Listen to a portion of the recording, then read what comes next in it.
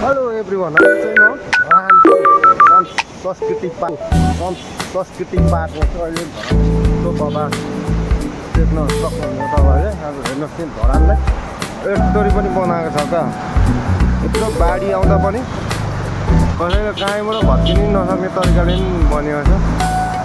यो बबाल छ गाइस, बबाल धरान चाहिँ यो ठाउँमा घुम्न आउँदा चाहिँ जहिले पनि अलिकति बेलुकाको टाइममा आयो भने चाहिँ बब्बाल रमाइलो हुन्छ। दिउँसो आयो भने गर्मीले उपर सताउँछ, बेलुका आयो भने चाहिँ त्यो होटलमा यस्तो बबाल रमाइलो हुन्छ होइन। खानालाई बस्नलाई आनन्द सबको आएको छ। एकदम यस्तो शान्त वातावरण घुमेर खानलाई चाहिँ गाइस आउँदा हुन्छ है। नयाँ नयाँ मान्छेहरू, यो ठाउँ नदेखेको मान्छेहरू चाहिँ यो ठाउँ घुम्नलाई म धेरैचोटि आएँ, तर आज चाहिँ यस्तो घुम्छु भनेर आएको चाहिँ होइन।